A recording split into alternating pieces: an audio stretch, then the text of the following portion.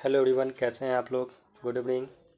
सभी लोग को छठ पूजा की हार्दिक शुभकामनाएं। बहुत एंजॉय किए होंगे सभी लोग। थोड़ा सा आज हम लोग सोचे ना कि सभी लोग का हम करवाए पोलिंग, और पोलिंग में हम लोग को लगा कि संस्कृत आज पढ़ना चाहिए। इसी व्यू से आज हम आप लोग के लिए संस्कृत का क्लास लेकर आए हैं। बहुत छोटा सा है संस्कृत का। हम 20 क्वेश्चन का मैराथन करवाने जा रहे हैं। सभी लोग इसको अच्छे से देखिएगा। 20 या 30 क्वेश्चन का CDP करवाएंगे, और थोड़ा सा कॉन्शियस होकर पढ़िएगा, क्योंकि थोड़ा सा फर्स्ट टाइम संस्कृत है सभी लोग का, तो थोड़ा सा नर्वस सिस्टम वो होगा कि क्या है नहीं है, तो घबराना नहीं है। हिंदी का पेडागोजी जैसे है ना, वैसे ही हम लोग इसको पढ़ के और हम लोग इसका क्या तो रिप्लाई देने का कोशिश करेंगे सभी लोग। घबराना कोई आदमी को नहीं है, पेशेंस रख के पढ़ना है। चलिए, और आप बस कोई भी लोग कहीं भी हो तो 30 मिनट निकालिए। 30 मिनट में 30 क्वेश्चन हम लोग पेडागोजी का देखेंगे। उसके बाद हम लोग का फिर जो भी आपका जैसा भी काम होगा सब लोग अच्छे से एंजॉय कीजिए, क्योंकि आपके पोलिंग की वजह से ही आज हम क्लास लाइव अभी ले रहे हैं। ठीक, जुड़िए सभी लोग। और सबसे पहले सभी लोग लाइक कीजिए जल्दी। सबसे पहले लाइक बटन को कीजिए, क्लिक कीजिए, लाइक कीजिए और कमेंट कीजिए जैसा भी लगा। चलिए शुरुआत करते हैं हम लोग। आज हम लोग को पढ़ना है संस्कृत। संस्कृत से आपके एग्जाम्स के पेपर में 30 मार्क्स के होंगे। फर्स्ट सेकेंड पेपर सभी लोग का होगा, जिसमें आपका 15 नंबर का पैसेज होगा और 15 नंबर आपका कंटेंट या फिर कहीं उसको पेडागोजी कहिए। तो 15 नंबर आपका जो पैसेज होगा, जो हिंदी का पैसेज होता है, सेम आपका वही पैसेज होगा, उसमें कोई चेंजिंग नहीं होने वाला है। और आपका जो 15 नंबर होगा वो पूरा पैसेज होगा, जो कि हिंदी के अकॉर्डिंग जो भी सारा पैसेज पढ़े हैं, जितना सारा पीछे पेडागोजी पढ़ाया गया है, लगभग आपका सेम चीज़ वही मैच करेगा। ठीक, आइए शुरुआत करते हैं क्वेश्चन नंबर 1 से। कोई आदमी घबराइएगा नहीं, क्वेश्चन बहुत ईजी होगा। जो भी होगा बहुत बहुत ईजी सा क्वेश्चन सब है। क्वेश्चन नंबर आपका ये है, सुसंगत विधि अस्थि, यानी सुसंगत विधि सबसे अच्छा विधि कौन सा। अगर आप बच्चे को पढ़ा रहे हैं तो सबसे अच्छा विधि कौन सा विधि होगा, देखिएगा। रचनात्मक रचना विधि, पाठ्य पुस्तक विधि, लेखन विधि या सूत्र विधि। तो सुसंगत विधि पढ़ाने के लिए सबसे अच्छा अगर आपका कोई विधि है, तो अब संस्कृत की बात हो रही, तो सबसे अच्छा विधि जो रचना से पढ़ा नहीं सकते हैं, तो सबसे अच्छा लेखन से होगा नहीं, सूत्र विधि नहीं है, तो सबसे अच्छा जो आपका विधि होता है आपका होता है पाठ्य पुस्तक विधि। देखिएगा हिंदी का जितना सारा पेडागोजी है ना, सेम से मैच करेगा, और नया आपका कुछ भी इसमें नहीं होने वाला है, जो जैसे वैसे ही सेम सेम होगा। ठीक, तो सबसे अच्छा जो विधि होता है सुसांग विधि, सबसे अच्छा आपका पाठ्य पुस्तक से पढ़ाइएगा, तो सबसे अच्छा विधि होता है वो विधि। चलिए देखिए क्वेश्चन नंबर दूसरा देखिएगा। सभी लोग को आता है क्वेश्चन, कोई आदमी घबराइएगा नहीं कि क्या है नहीं है, इस चीज़ को याद रखिएगा, और बहुत इजी वे से सारा क्वेश्चन आपका सोल्व होगा, इसलिए कोई भी आदमी घबराइएगा नहीं। चलिए इसको देखिए, क्वेश्चन नंबर आपका 2 क्या कह रहा है। तो क्वेश्चन नंबर आपका 2 जो है यही ना है, क्या कह रहा है, कह रहा कि व्याकरण शिक्षण विधि अस्ति, यानी व्याकरण पढ़ाने का विधि नास्ति। नास्ति मतलब नहीं, है ना। तो आप बच्चे को व्याकरण पढ़ाइएगा तो कौन सा विधि, देखिए नास्ति लिखा हुआ है। नास्ति का मतलब होता है नास्ति यानी नहीं, निगेटिव खोजना है। तो हम लोग आगमन विधि से पढ़ाते हैं, निगमन विधि से ही पढ़ाइएगा। संश्लेषण भी पढ़ा सकते हैं बच्चे को तोड़ तोड़ के, लेकिन पढ़ाए थे, याद कीजिए कि विश्लेषण विधि से जो होता है, लॉन्ग डिस्कशन से पढ़ाया जाता है। हम हिंदी के पेडागोजी या फिर मैथ के पेडागोजी में सभी लोग को पढ़ा दिए थे कि विश्लेषण मतलब होता है विशेषता अलग अलग तोड़ के फिर उसको एक्सप्लेन करना। तो हम लोग विश्लेषण विधि का 1 to 5 या फिर 6 to 8 के क्लास में हम लोग विश्लेषण विधि का प्रयोग नहीं करते। एकदम देखते हैं क्वेश्चन इजी इजी, जैसा हिंदी है ना वैसा आपका यहाँ पेडागोजी होगा। आइए क्वेश्चन नंबर 3 की बात करते हैं। देखिए क्वेश्चन नंबर 3 क्या कर रहा है कि गद्य शिक्षण विधि अस्ति, यानी गद्य शिक्षण पढ़ाने का सबसे अच्छा विधि कौन सा है। तो अगर आपको बात किसका कराना है, गद्य पढ़ाना है, यानी गद्य पद जो हम लोग पैसेज में देखते हैं, गद्य और पद, उसके बारे में चर्चा किया गया है। और गद्य पद पढ़ाने का सबसे अच्छा कोई आपका अगर विधि है आपके पास, तो देखिए निगमन यानी नियम। तो गद्य और गद्यांश शिक्षण में नियम का कोई जरूरत नहीं है, तो निगमन नियम विधि होगा ना, न उसमें आगमन होगा न सूत्र है। तो सूत्र चलता है मैथ में। आगमन मतलब होता है उदाहरण से नियम, तो गद्य में उदाहरण नियम कोई फार्मूला ही नहीं है आपका, ना निगमन है।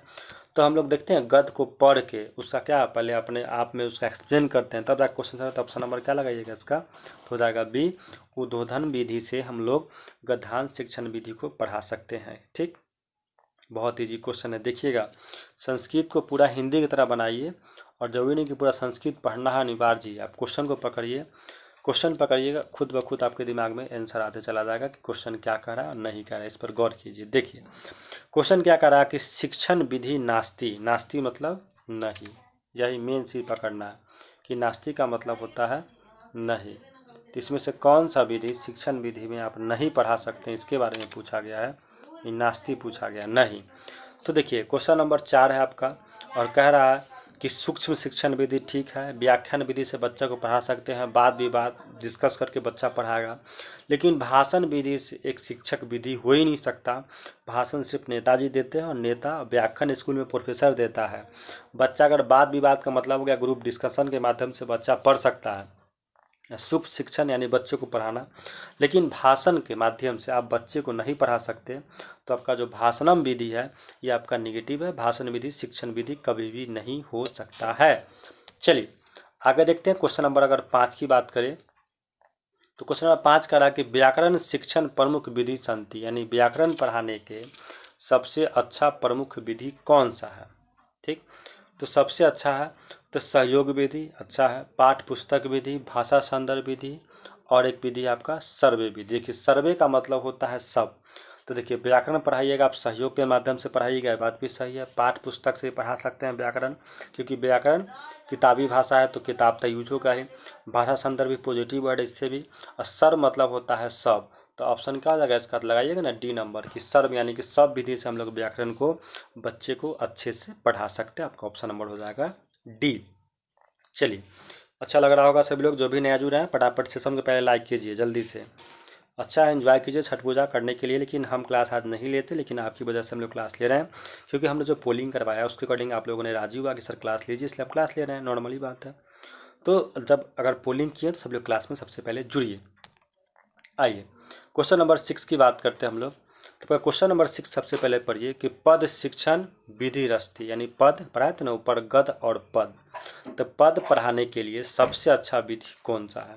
तो अन्वय विधि नहीं चलेगा, क्योंकि अन्वय विधि है नहीं। तुलना है, तुलनात्मक जमा होता है, मैथ में हम पढ़ाए थे कि तुलनात्मक विधि जो है आपका ये सब चलता है मैथ में।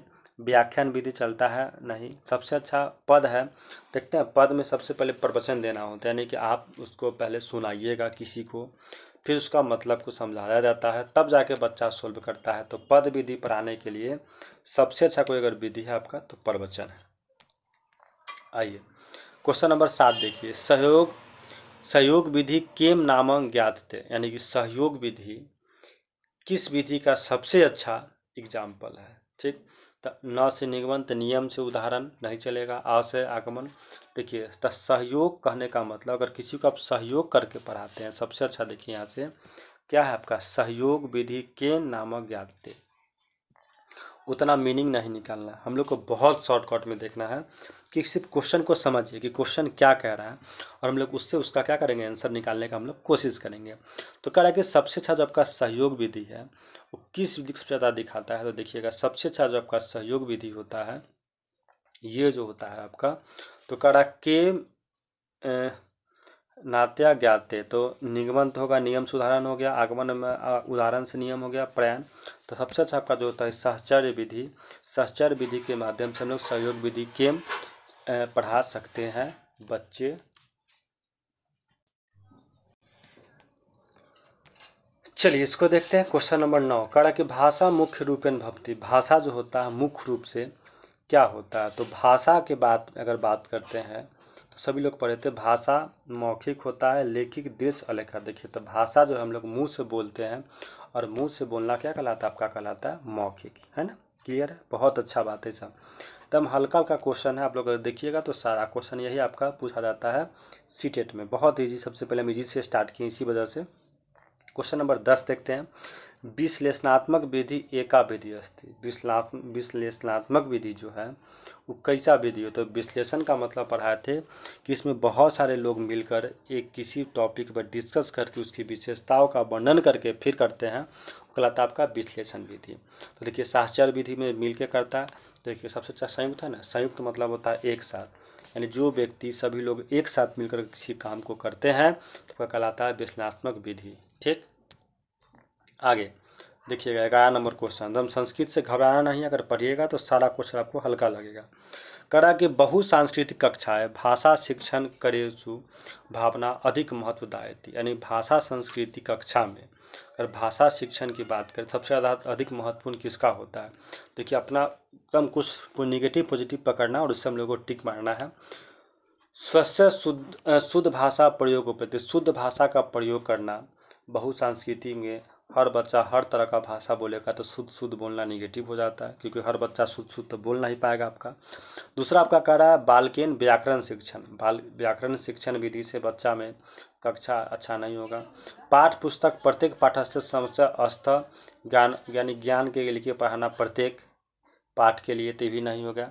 हम पढ़ाए थे कि बालकेन भाषा है, आगे देखिए, प्रयोगस्य अधिकाधिक अवसरादयत, यानी कि देखिए अवसर मतलब मौका देना हो गया, इसे पकड़ना है हम लोग को पॉजिटिव निगेटिव। कहती कह रहा कि बालकेन भाषा है, पढ़िए बालकेन भाषा प्रयोग यानी प्रयोग के लिए अधिकाधिक यानी अधिक से अधिक बच्चों को अगर आप अवसर दीजिए तो अवसर देना क्या होता है, पॉजिटिव वर्ड हम पढ़ा दिए थे, तो आपका ऑप्शन क्या हो जाएगा, डी नंबर हो जाएगा। ऐसे हम लोग को खोजना है, यानी निगेटिव पॉजिटिव जो वर्ड पढ़े ना बस उसी अगर क्वेश्चन को पकड़िएगा, आपका सारा क्वेश्चन क्या करते हैं यहाँ से पकड़ा जाएगा। एक क्वेश्चन छूटने वाला नहीं है, थोड़ा सा अगर कॉन्शियस होकर सभी लोग पढ़िएगा तो। आइए फिर अगर आगे बात करते हैं हम लोग नेक्स्ट क्वेश्चन,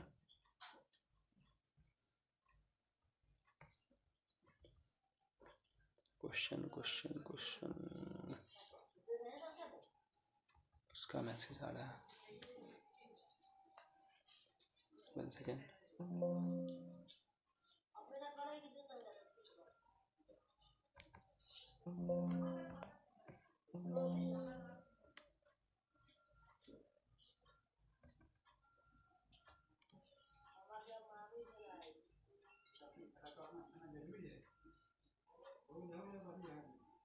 चलिए ठीक है, देखिए सब लोग फटाफट कमेंट भी कीजिए, अच्छा लगता है। आइए क्वेश्चन नंबर 12 की बात करते हैं। क्वेश्चन नंबर 12 क्या कर रहा है आपका कि निम्नलिखित प्राथमिक स्तरे, समझिएगा अच्छा से आप लोग भी पढ़िएगा ना, संस्कृत घबराइएगा नहीं, बहुत पेशेंस रख के पढ़िएगा, आपको सब कुछ समझ में आएगा, बस इस बात को याद रखिएगा।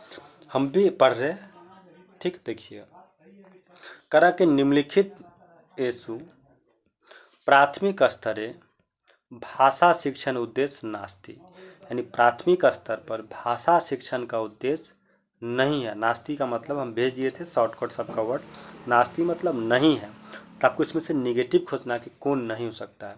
देखिए विभिन्न संदर्भे, देखिए संदर्भ पॉजिटिव वर्ड है मिल गया, अर्थ ग्रहण पॉजिटिव वर्ड है मिल गया, यहाँ भी संदर्भ लगा हुआ है, ठीक, आपको खोजना है निगेटिव। कुशलताएं पॉजिटिव वर्ड है।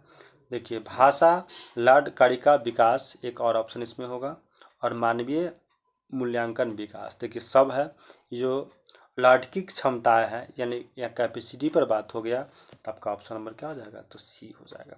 यानी सिर्फ निगेटिव पॉजिटिव पकड़िएगा, आपका संस्कृत लगभग 10-15 ऊपर से ज़्यादा सही हो सकता है। इसको देखिए क्या कर रहा है कि भाषा शिक्षण कति कौशलीन भवती, यानी भाषा शिक्षण जो है वो कौन सा कौशल को सबसे ज़्यादा अच्छा लगता है, त्रीन वे चतुरीन और पक्ष। देखिए ये थोड़ा सा ग्रामर का है, तो ऑप्शन का सी हो जाएगा चतुरीन, ठीक। आइए अगर क्वेश्चन नंबर हम 15 की बात करते हैं, देखिएगा 14 नंबर क्वेश्चन, संस्कृत भाषा सर्वन संभश्चकेन विविध भवती, यानी संस्कृत भाषा में जो सर्वन भाषा जो होता है ये किसको करता है, तो संस्कृत में कह रहा है यहाँ पाठशालाएँ, प्रत्यक्ष विधि, व्याख्यान विधि और सूत्र विधि। सूत्र होगा नहीं ना व्याख्या होगा, और प्रत्यक्ष यानी कि संस्कृत भाषा जो आपका क्या है, उसको अगर प्रत्यक्ष से पढ़ाइएगा तो आपका ऑप्शन नंबर क्या होगा यहाँ से आपका, तो बी हो जाएगा। क्वेश्चन नंबर 15 की बात करते हैं, तो कह रहा कि पठेन दुर्लभ छात्राएं कित्र की दर से शिक्षण पद्धति, यानी पठेन दुर्लभ, दुर्लभ का मतलब हो गया कमजोर, इस तरह का जो बच्चा हो गया उसको आपको पढ़ाना होगा, चाहे उस बच्चे को शिक्षण देना होगा तो कैसे दीजिएगा, याद कीजिए पढ़ाए थे ना। देखिए गद शिक्षण, गद मतलब गद पद पते हैं कि गद और पद से बच्चा समझेगा नहीं, कथा कहानी सुना के नहीं, कथा मतलब कथा का सबसे अच्छा क्या पकड़िएगा, कथी लिखा है, उपचारात्मक, उपचारात्मक पढ़ाए थे ना।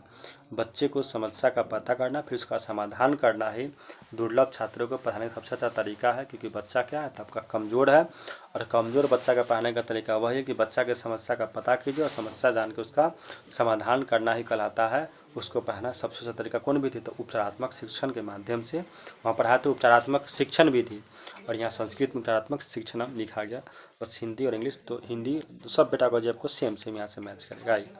16 में क्वेश्चन देखते हैं, 16 को देखिएगा 16 कहा कि संस्कृत भाषा शिक्षण सर्वप्रथम भाषा कौशल विकसित, यानी संस्कृत जो भाषा शिक्षण है सबसे पहले भाषा कौशल किस पर है। क्वेश्चन रिपीट हो गया, ऊपर भी था ये क्वेश्चन दिया हुआ कि सबसे अच्छा लेखन होता है, पठन होता है, संभाषण और श्रवण। तो संस्कृत श्रवण का मतलब होता है सुनना, तो भाषा है तो हम लोग सुनने पर सबसे ज़्यादा बात करेंगे। तो आपका ऑप्शन नंबर क्या हो जाएगा यहाँ, तो आपका ऑप्शन नंबर हो जाएगा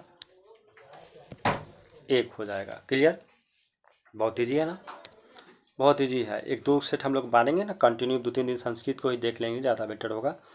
आइए क्वेश्चन नंबर 17 की बात करते हैं। देखिएगा 17 नंबर क्वेश्चन सबसे पहले हम लोग देखते हैं यहाँ से। क्वेश्चन नंबर 17 क्या कह रहा है इसको देखते हैं।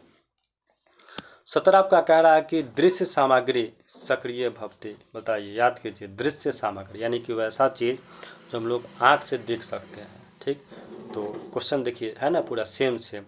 तो कर्ण मतलब होता है कान, हस्त मतलब हाथ, पाद पैर, लेकिन दृश्य मतलब होता है देखना, और देखने वाला जो हम लोग काम करते हैं किससे करते हैं, तो अपने नेत्र यानी आँख से करते हैं। तो दृश्य सामग्री जो हम लोग आँख से देख के जो पार्टों से हम लोग करते हैं दृश्य सामग्री करते हैं। बात एकदम सही हो रहा है। चलिए 18 नंबर क्वेश्चन देखिए सभी लोग। 18 क्या कह रहा है आपका कि प्राथमिक स्तर बाल साहित्य प्रयोग। प्राथमिक स्तर पर अगर बच्चों को बाल साहित्य का प्रयोग करके पढ़ाएं तो कैसे पढ़ाइएगा। तो ऑप्शन है भाषा अधिगम सुसंगम साधते वर्तते। सब पॉजिटिव वर्ड है, सबसे पहले देख लीजिएगा सुसंगत साधन वर्तते। यहाँ है कि नियम लग गया, गलत हो गया। सौंदर्य क्षमता विकास करोती। भाषा, ये भी बात कुछ हद तक सही है। ठीक, और चौथा है यहाँ लग गया केवल, तो आपका हो गया निगेटिव। तो केवल निगेटिव। भाषाएं सूक्ष्मता एवं सौंदर्य बोध।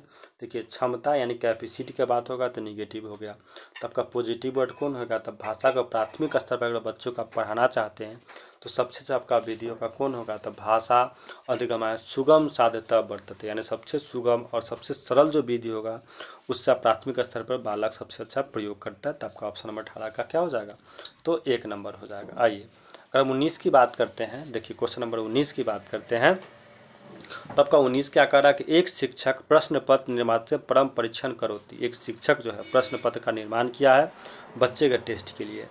प्रश्न परीक्षण विशिष्ट उद्देश्य ने पूर्ति करोती, यानी प्रश्न जो बनाया उसका उद्देश्य किस चीज़ को पूर्ण करता है। मुख्य रूप में प्रश्न पत्र विषय चित्र है, मुख्य रूप से किस पर। तो देखिए हम पढ़ाए थे ना, ये आपको हम पढ़ाए थे, याद कीजिए, मूल्यांकन का क्वेश्चन है कि बच्चे को टेस्ट लेने के लिए तो आप एक बनाइएगा क्वेश्चन बच्चे को एग्जाम देने के लिए। कैसा बनाइएगा, विश्वसनीयता, वैधता, संपूर्ण विषय तक और प्रश्न प्रकार, यानी हर प्रकार का प्रश्न अधिकार संपूर्ण क्वेश्चन। तो आप जो बच्चे से जो एग्ज़ाम लीजिएगा तो क्या 100% वैधता वाला क्वेश्चन से लिया जाता है, ताकि जो उसको पढ़ाए उसके अकॉर्डिंग सिलेबस अगर बच्चे से क्वेश्चन पूछिएगा तो आपका हमेशा सही जाएगा, यानी 100% वैधता। मूल्यांकन में बात पढ़ना था वहाँ वैधता। चलिए क्वेश्चन नंबर अगर 20 की बात करते हैं, देखिएगा तो 20 क्या कह रहा है आपका, तो क्वेश्चन नंबर 20 क्या कह रहा है कि संस्कृत भाषा है सतत एवं व्यापक मूल्यांकन। देखिए लिखा हुआ है, सब हल्का सा पढ़िएगा, सब आदमी का संस्कृत भाषा में सतत एवं व्यापक मूल्यांकन विषय स्तर कथम अस्ति। ठीक, यानी कि सबसे अच्छा जो होता है कौन सा होता है, तो ऑप्शन नंबर आपका 1 कह रहा है कि सतत एवं व्यापक मूल्यांकन बाल्याकाल अधिगम क्षमता एवं प्रकाश विषय, यानी सतत एवं व्यापक मूल्यांकन से बालक के अधिगम की क्षमता का हम लोग नापते हैं तो नहीं, बहुत सारा सिर्फ मूल्यांकन से होता है, लेकिन सतत एवं व्यापक सी पढ़ाते, याद कीजिएगा। एक निर्देशन यदि आवश्यकता अस्ति भी नहीं है, यहाँ लग गया केवल, और यहाँ एदत मूल्यांकन केवल उत्तीर्ण अनुत्तीर्ण विभक्त एवं, देखिए यहाँ भी आ गया स्पेशल केवल लग गया, ये भी केवल, तो 2 तो आपका गलती हो गया। अब आइए यहाँ से ऑप्शन नंबर 1 में कह रहा है कि जिससे बल की सहायता आवश्यक अस्ति, तीव्र आवश्यक, तो ऑप्शन नंबर क्या लगाइएगा इसका, बी लगाइएगा। चलिए आगे देखते हैं हम लोग 21 नंबर क्वेश्चन। चलिए लास्ट क्वेश्चन है, देखिए इसको। उदाहरण प्रस्तुत नियम कथन इति विधि, यानी उदाहरण के साथ अगर हम बच्चे को पढ़ाते हैं तो कौन सा विधि होता है, सभी लोग को पढ़ाते बताइए, यानी उदाहरण प्रस्तुत नियम कथनम इति क विधि, यानी बच्चे को पहले उदाहरण, उदाहरण के बाद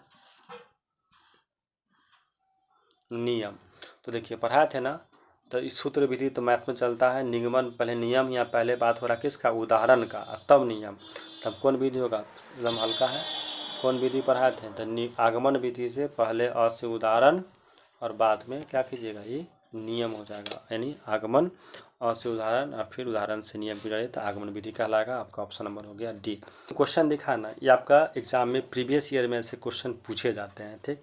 सबसे बेस्ट चीज़ क्वेश्चन पूछा जाता है आपके प्रीवियस ईयर में पूछा जाता है, तो इससे आपको अंदाज़ा ये मिल गया होगा कि आपके एग्जाम का पैटर्न में क्या है, क्योंकि हम जो भी क्वेश्चन दिए थे ना, प्रीवियस ईयर का क्वेश्चन था पेडागोजी का। तो आप क्या देखें कि लगभग अगर आप आज आपका फर्स्ट सेट था, सभी लोग थोड़ा सा घबरा गए होंगे, लेकिन घबराना नहीं है।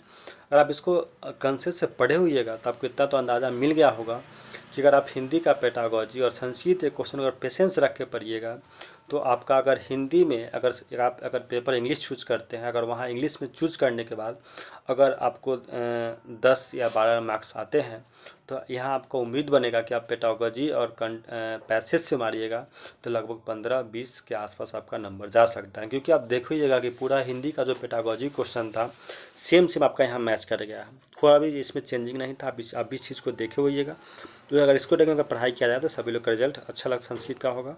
तो हम 1-2 पेपर और संस्कृत का चलवा देंगे, आज हमारा ये पेपर था, फिर हम 1-2 संस्कृत का पेपर और देखते हैं प्रीवियस ईयर का, और फिर हम पढ़ा देंगे तो सभी लोग का नॉर्मलाइज हो जाएगा। अच्छा चलिए, सभी लोग को छठ पूजा की पुनः हार्दिक शुभकामनाएं। सभी लोग एंजॉय कीजिए अच्छे से। आपका हम समय ज़्यादा नहीं लिए हैं, मात्र आपका समय 20 मिनट लिए हैं। 20 मिनट में 20 क्वेश्चन करवाएं, 21 क्वेश्चन संस्कृत का कंटेंट था। आप लोग इसको पुनः एक बार और क्वेश्चन को देखिएगा, फिर से बनाइए खुद से, और एक एक लाइन को अगर पढ़ के बनाइएगा ना, सारा समझ में आ जाएगा। Okay, thank you.